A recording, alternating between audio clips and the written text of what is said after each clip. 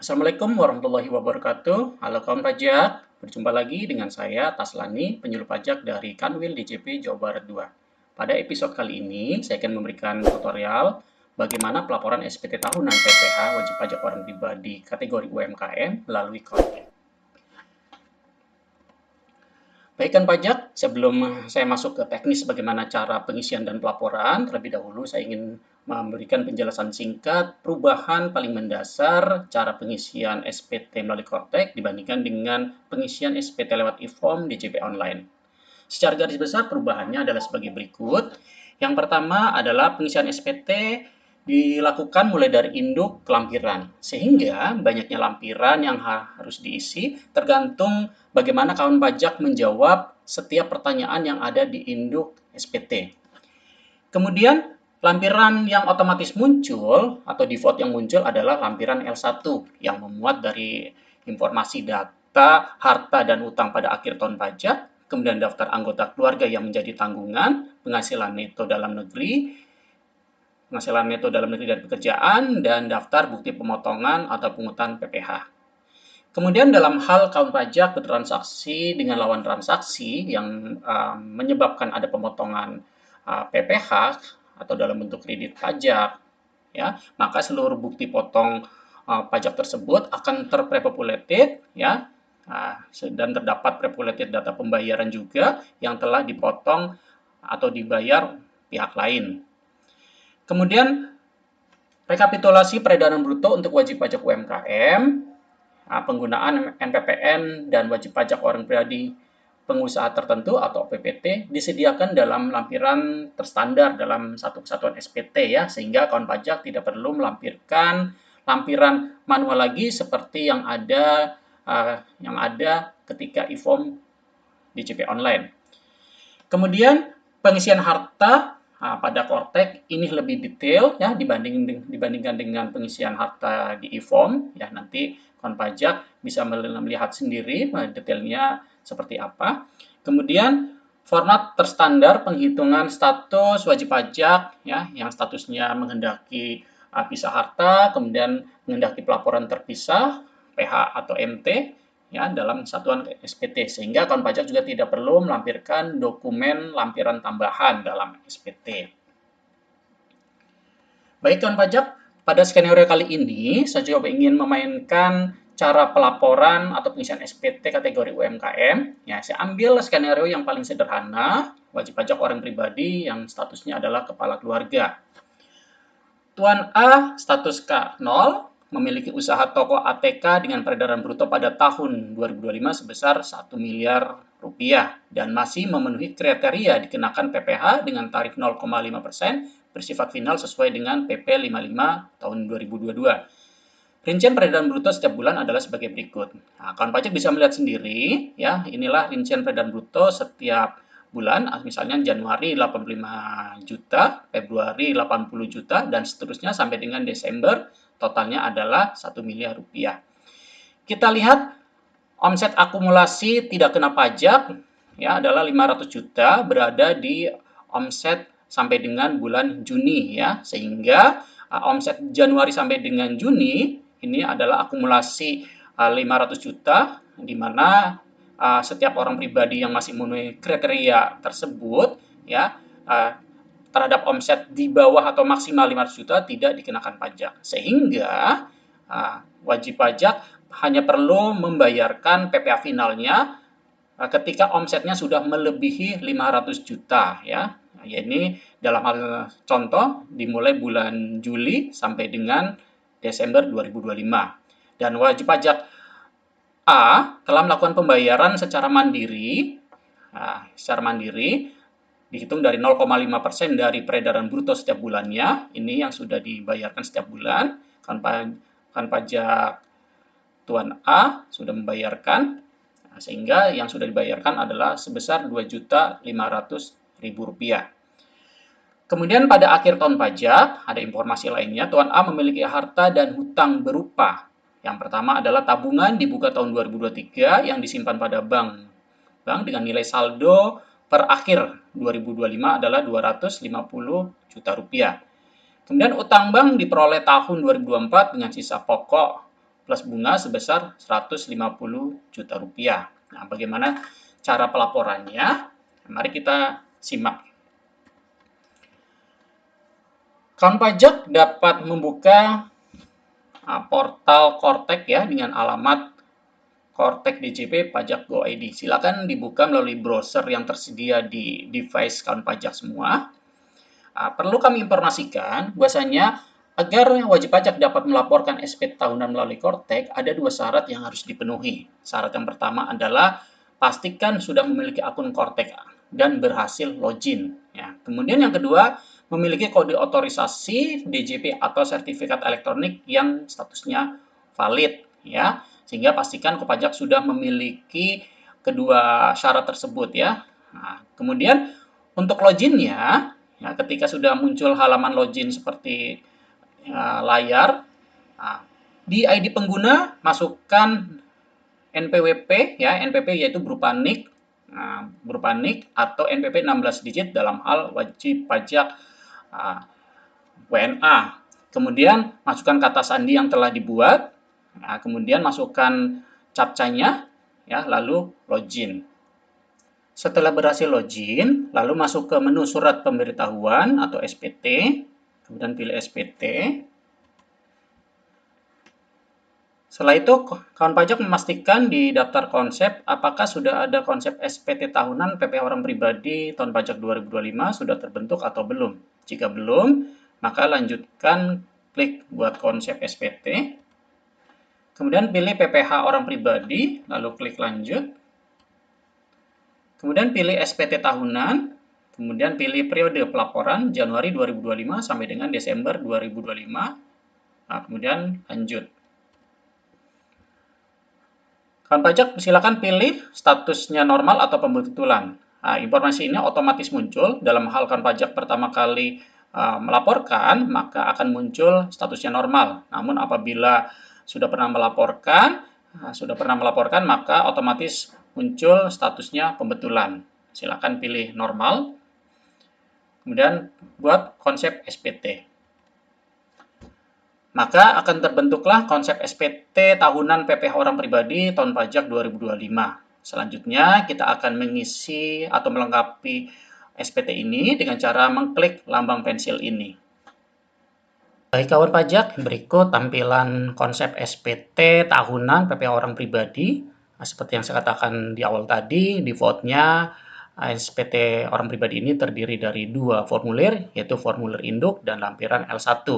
Lampiran L1 ini perlu kita isi atau mungkin bertambah lampirannya seiring kawan pajak menjawab pada setiap pertanyaan yang ada di induk SPT. Nah, kita lihat di bagian yang pertama di header, yaitu ada tahun pajak, bagian tahun pajak tahun 2025. Kemudian statusnya normal atau pembetulan. Kemudian metode pembukuan atau pencatatan, kawan pajak silakan pilih metode pencatatan. Kemudian periode pembukuan dari Januari sampai dengan Desember 2025. Kemudian sumber penghasilan, kawan pajak silakan pilih dari kegiatan usaha. Dalam hal kawan pajak memiliki sumber penghasilan lebih dari satu, misalkan selaku karyawan juga, atau melakukan kegiatan pekerjaan bebas, dapat memilih lebih dari satu, misalnya 2 atau 3. Namun dalam skenario, kita cukup pilih sumber dari kegiatan usaha saja. Selanjutnya, untuk pertama kali dan wajib dilakukan oleh kawan pajak yaitu mengklik tombol posting. Tombol posting ini berguna untuk menarik informasi perpajakan seperti harta, hutang pada akhir tahun pajak sesuai dengan pelaporan SPT tahunan periode sebelumnya. Di sini berarti tahunan 2024. Kemudian daftar anggota keluarga yang ada di profil Kortek, kemudian bukti potong PPh yang diterbitkan melalui Kortek, data pembayaran dan informasi lainnya. Nah, silakan klik tombol posting dulu. Nah, apabila tombol posting berhasil, maka akan muncul update datanya. Data terakhir diperbarui tanggal 2 Maret 2026 pukul 16:14 waktu Indonesia Barat, statusnya komplit. Ya. Kemudian kita turun ke bagian identitas wajib pajak. Yang pertama adalah NIK, nama, ya NIK atau NPWP, kemudian nama, jenis ID, nomor telepon, email, kemudian Baris ketujuh, status kewajiban perpajakan suami dan istri. Isi jika status adalah PH atau MT ya, pisah harta atau melaporkan secara tersendiri. Nah, di sini kawan pajak karena skenario kita adalah sebagai kepala keluarga, maka di baris 7 ini silakan kosongkan saja ya, tidak perlu mengisi salah satu. Namun apabila terlanjur memilih salah satu, ya, kawan pajak dapat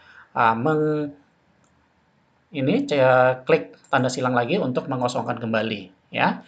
Kemudian di baris ke-8 berisi NIK atau NPWP dari pasangan baik suami ataupun istri. Nah, baik, sebelum masuk ke bagian B, ikhtisar penghasilan neto, terlebih dahulu kita perlu mengisi lampiran 1 dulu. Ya, klik L1. Baik kawan pajak, berikutlah tampilan L1. L1 ini berisi 5 informasi perpajakan. Yang pertama adalah harta pada akhir tahun pajak, kemudian yang B, utang pada akhir tahun pajak, kemudian C, daftar anggota keluarga yang menjadi tanggungan, kemudian yang D, penghasilan neto dalam negeri dari pekerjaan, kemudian yang E, daftar bukti pemotongan atau pungutan PPh. Dari kelima ini, yang pertama kali wajib diisi atau tidak boleh kosong adalah harta pada akhir tahun pajak. Ya, di sini kawan pajak tidak boleh mengkosongkan data tersebut, harus diisi sesuai dengan kondisi yang sebenarnya. Kita turun ke bawah, ke bagian A, harta pada akhir tahun pajak. Ya, baik. Setelah kita klik tombol posting tadi, maka data-data termasuk harta yang pernah dilaporkan di SPT tahun 2024 akan terpop sebagai konsep isian harta. Di sini kawan pajak diberikan kesempatan secara self-assessment untuk menyesuaikan kembali apakah harta tersebut sudah tidak dimiliki, apakah perlu dilakukan update informasi atau saldo, ataukah ada penambahan harta yang diperoleh tahun 2025 atau ada harta yang belum pernah dilaporkan. Dalam hal harta tersebut sudah tidak dimiliki, maka kawan pajak bisa lakukan klik tombol hapus. Ya. Namun jika terjadi update data, misalnya harta tersebut masih dimiliki namun berubah saldonya, seperti skenario tabungan masih dimiliki namun update saldonya berubah, maka kawan pajak perlu update dengan klik lambang pensil ini. Ya. Silakan kawan pajak melengkapi kolom-kolom yang bertanda bintang ini. Yang bertanda bintang adalah wajib diisi, tidak boleh dikosongkan.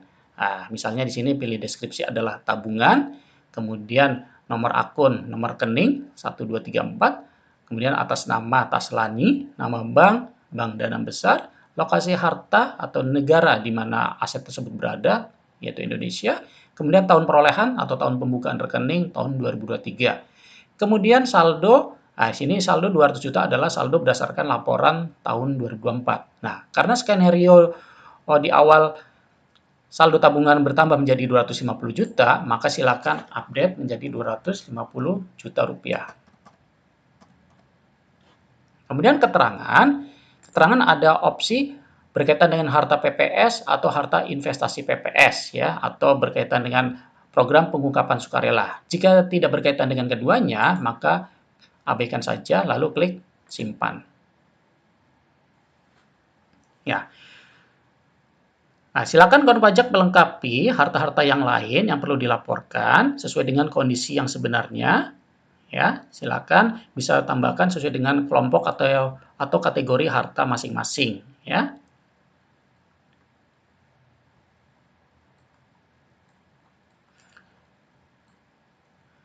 Ya, baik. Kemudian di bagian C, daftar anggota keluarga. Ya, daftar anggota keluarga ini tidak bisa dilakukan update di konsep SPT ini. Ya, kawan pajak dapat melakukan update data keluarga melalui profil Cortex. Ya, melalui menu portal saya, profil saya, informasi umum, edit, kemudian daftar unit keluarga, silakan lakukan penambahan apabila ada anggota baru atau penghapusan apabila ada anggota keluarga yang meninggal. Kemudian lakukan simpan ya. Nah, dan setelah itu silakan kawan pajak lakukan posting ulang. Baik, selanjutnya kita balik lagi ke induk.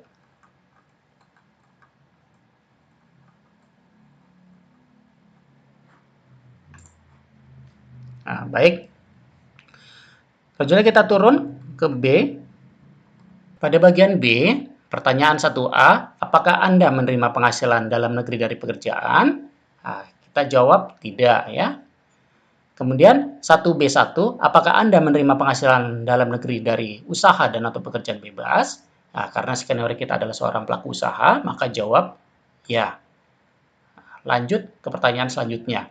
Di 1B2 ya, muncul pertanyaan, apakah Anda termasuk orang pribadi atau wajib pajak orang pribadi yang memiliki peredaran bruto tertentu atau orang pribadi pengusaha tertentu atau OPPT. Nah, kita klik listnya, ada 3 jawaban. Yang pertama, tidak, lanjutkan ke pertanyaan selanjutnya. Kemudian yang kedua, ya, saya termasuk wajib pajak orang pribadi yang memiliki peredaran bruto tertentu yang dikenai pajak bersifat final. Kemudian, ya, saya termasuk orang pribadi pengusaha tertentu. Karena skenario kita adalah pelaku usaha yang masih dikenakan PPh final UMKM sebesar 0,5% sesuai dengan PP 55 tahun 2022, maka kita pilih yang tengah. Ya, kita pilih yang tengah. Nah, maka akan muncul notif, ya, saya menerima penghasilan usaha yang dikenakan PP final sesuai dengan PP 23 atau PP 55. Silakan isi lampiran 3B bagian A. Kita masuk ke lampiran 3B bagian A. Lampiran 3B bagian A. Ya, ini dia, ya. Baik pajak, di lampiran 3B bagian A ini merupakan rekapitulasi peredaran bruto yang kawan pajak perlu isi per bulan. Format ini sama persis dengan ketika kawan pajak lampirkan dalam SPT, rekapitulasi peredaran bruto sebagai lampiran di SPT waktu e-form tahun 2024 dan sebelumnya. Ya, di sini hanya tertuang dalam bentuk elektronik. Jadi kawan pajak tidak perlu melampirkan rekap manualnya, namun cukup dengan mengisi sheet tambahan di lampiran 3B bagian A ini. Ya, silakan klik lambang pensil ini.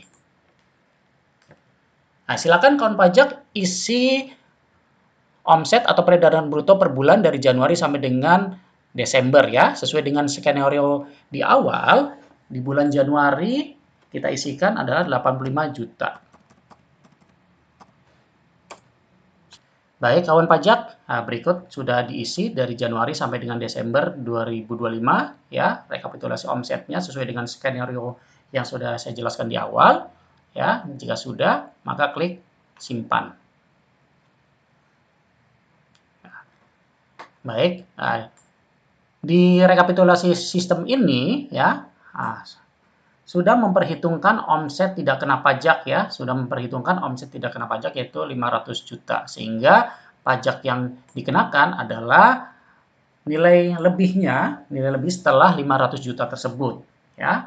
Mulai dari, jadi sistem sudah menghitung otomatis pajak yang dikenakan adalah sesuai dengan omset yang sudah melebihi 500 juta tersebut, yaitu mulai dari bulan Juli ya, bulan Juli sampai dengan Desember, dan totalnya 2.500.000. Nah, kemudian di bagian PPh final yang disetor sendiri, di sini karena sudah dibayarkan per bulan, maka otomatis statusnya adalah auto prefill ya, auto prefill. Nah, sehingga di bagian selisihnya menjadi 0 ya, artinya memang sudah dibayarkan setiap bulan.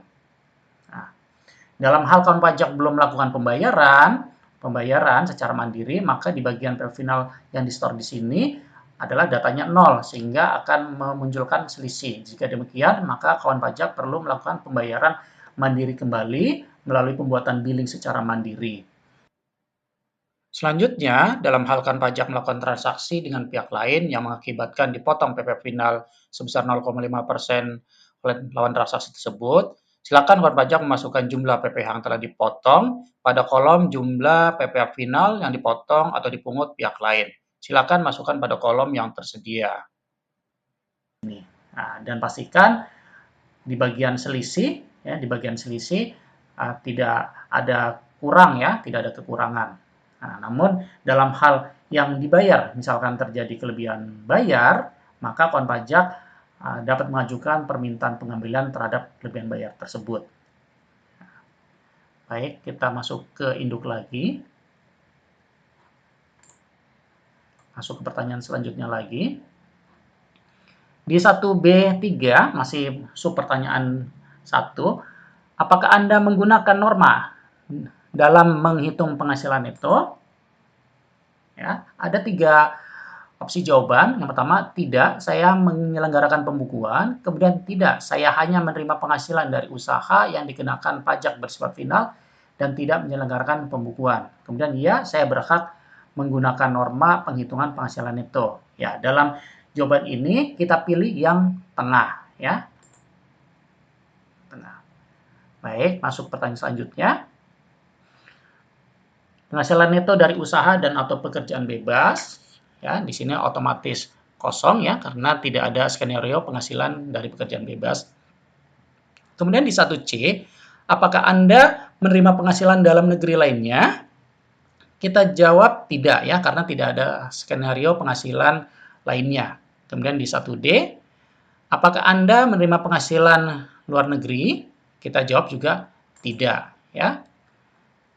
Nah, pada bagian C di baris kedua, penghasilan neto setahun. Nah, ini datanya 0 karena semua omset dikenakan final.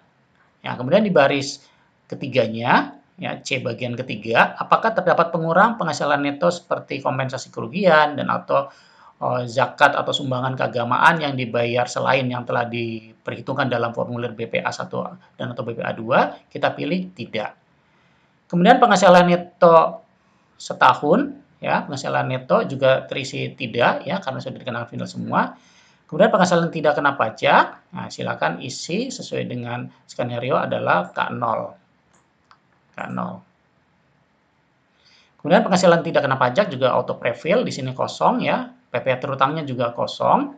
Kemudian di baris 8, apakah terdapat pengurang PPh terutang? Nah, kita pilih tidak ada pengurang dalam skenario yang diinformasikan. Kemudian di baris 9, PPh terutang setelah pengurang juga 0. Nah, di sini semua mengkalkulat sesuai dengan data yang disajikan di bagian atasnya ya, sesuai dengan pertanyaan-pertanyaan yang dijawab.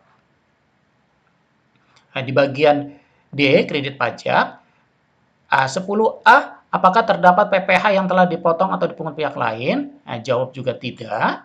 Kemudian di 10B, angsuran PP pasal 25 juga tidak ada. Kemudian di 10C, STP PP pasal 25, hanya pokok pajak juga tidak ada. Karena WP orang pribadi yang semata-mata memang dikenakan PP final UMKM juga tidak mempunyai kewajiban angsuran PP pasal 25. Kemudian 10D, apakah Anda menerima pengembalian atau pengurang kredit PPh luar negeri yang telah dikreditkan? Dalam skenario juga tidak ada, kita pilih tidak. Kemudian 11A, PPh kurang atau lebih bayar. Ya, sistem juga akan mengautokalkulat ya. Di sini karena tidak ada informasi yang disajikan di atas, karena semuanya final juga di sini kosong ya. Tidak ada. Kemudian di 11B, apakah terdapat surat keputusan persetujuan pengangsuran atau penundaan pembayaran pajak? Juga pilih tidak, yang otomatis terpilih tidak. Kemudian di 11C, PPh yang masih harus dibayar juga tidak ada datanya, ya, tidak ada atau nihil. Kemudian di pembetulan, pembetulan diisi jika status adalah SPT pembetulan, ya, karena skenario kita adalah normal, di sini di bagian pembetulannya tidak ada. Kemudian di bagian G, permohonan pengembalian PPh lebih bayar ya. PPh lebih bayar diisi jika status SPT adalah lebih bayar ya. Dalam hal di 12B terdapat kelebihan pembayaran ya yang bertanda minus, maka kawan pajak perlu melampirkan informasi nomor rekening. Informasi nomor rekening ini kawan pajak perlu melakukan update data dari portal saya ya, perubahan identitas ya. Di perubahan identitas, silakan lakukan perubahan identitas di bagian nomor rekening. Kemudian di bagian H, angsuran PP pasal 25 untuk tahun pajak berikutnya. Ya, karena skenario adalah selaku pelaku UMKM yang dikenakan PP final 0,5%, maka di pertanyaan 13A, apakah Anda hanya menerima penghasilan teratur dan kewajiban membayar angsuran pasal 25 tahun pajak berikutnya? Dijawab tidak. Kemudian 13B, apakah Anda menyusun penghitungan tersendiri angsuran PPh 25 tahun pajak berikutnya? Juga pilih tidak. Kemudian 13C, apakah Anda membayar angsuran PPh 25 OPPT tahun pajak berikutnya? Juga pilih tidak. Kemudian di 11I, pernyataan transaksi lainnya. 14A, harta pada akhir tahun pajak. Isi lampiran 1 bagian A. Lalu pertanyaan selanjutnya. Nah, di awal tadi kita sudah mengisi lampiran 1 bagian A di bagian harta ya. Di sini datanya sudah auto prefill. Nah, di sini mengingatkan kembali jika belum dilakukan pengisian atau pemutakhiran harta, silakan lengkapi datanya di bagian L1A ya. Nah, selanjutnya 14B, apakah Anda memiliki utang pada akhir tahun pajak? Silakan jawab tidak apabila tidak mempunyai hutang pada akhir tahun pajak, namun dalam skenario terdapat hutang, silakan jawab ya. Sehingga akan muncul notif silakan untuk mengisi lampiran 1 bagian B.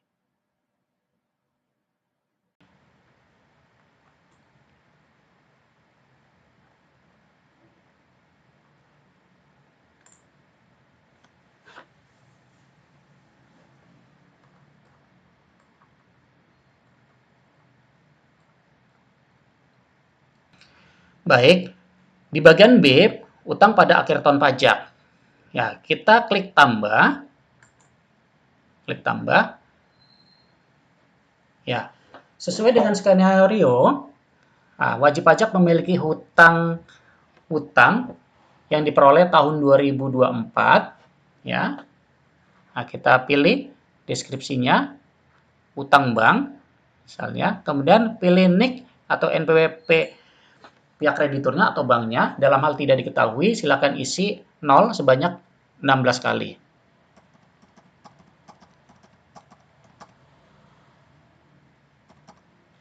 Nama kreditur, misalkan Bank Kaya. Negara kreditur, kita pilih Indonesia. Tahun peminjaman, tahun 2024. Kemudian saldonya, ya saldo adalah outstanding pokok dan bunga per 31 Desember 2025. Dalam skenario, pokok dan bunga sebesar 150 juta rupiah. Keterangan, jika berkaitan PPS atau tidak, silakan pilih. Jika tidak, maka klik simpan. Lalu balik ke induk lagi.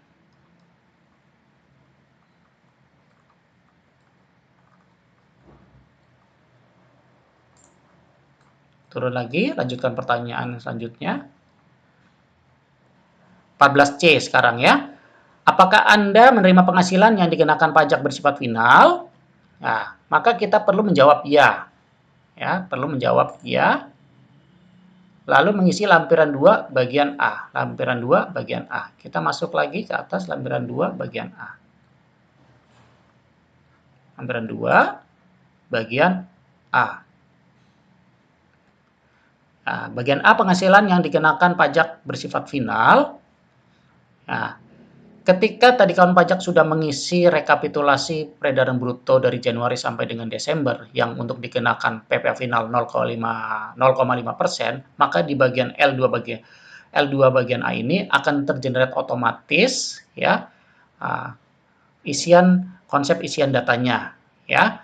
Jika demikian silakan kawan pajak klik lambang pensil ini untuk menyempurnakan atau melengkapi isian datanya. Di sini sudah otomatis muncul NPWP dan pemotong, yaitu nama wajib pajak sendiri, ya dalam hal ini nama Taslani, kemudian kode objek pajak juga otomatis muncul 2842399. Kemudian jenis objeknya adalah penghasilan yang dikenakan pajak bersifat final sesuai dengan PP nomor 23 tahun 2018 atau PP 55 tahun 2022. Dan dasar pengenaan pajaknya silakan masukkan omset atau penghasilan bruto selama setahun. Dalam skenario adalah 1 miliar rupiah.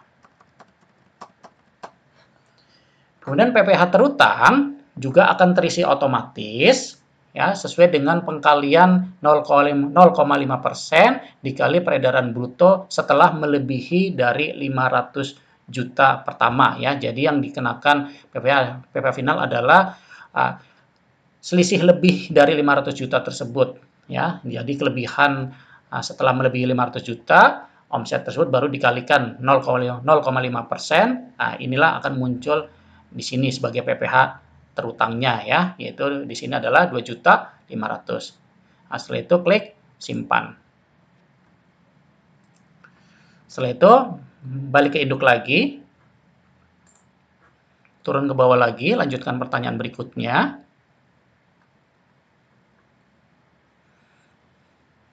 Di 14D, apakah Anda menerima penghasilan yang tidak termasuk objek pajak? Ya, di sini misalkan kawan pajak menerima warisan, hibah dari orang tua, ya.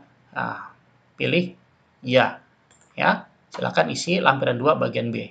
Jika tidak ada, maka pilih tidak. Kemudian di 14E, apakah Anda melaporkan biaya penyusutan dan atau amortisasi fiskal? Secara otomatis juga pilih tidak, karena kita skenario-nya adalah memilih pencatatan. Kemudian di 14F, apakah Anda melaporkan biaya entertainment, biaya promosi, penggantian, atau imbalan dalam bentuk natura dan atau kenikmatan, serta piutang yang nyata-nyata tidak dapat ditagih? Juga kita pilih tidak, ya. Kemudian di 14G, apakah Anda menerima dividen dan atau penghasilan lain dari luar negeri dan melaporkannya sebagai penghasilan tidak termasuk objek pajak? Maka kita pilih tidak juga, ya. Kemudian di 14A, kelebihan PPh final atas penghasilan dari usaha dengan peredaran bruto tertentu yang dapat dimintakan pengembalian. Silakan mengajukan permohonan pengembalian pajak yang seharusnya tidak terutang secara terpisah. Jadi kawan pajak, dalam hal kawan pajak sudah membayarkan PPh final 0,5% ya setiap bulan.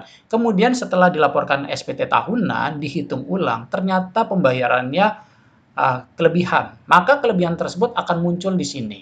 Ya, kelebihan tersebut akan muncul di sini dan kelebihan tersebut silakan ajukan proses pengembalian, permohonan pengembalian ya lewat menu tersendiri di Kortek. Ya.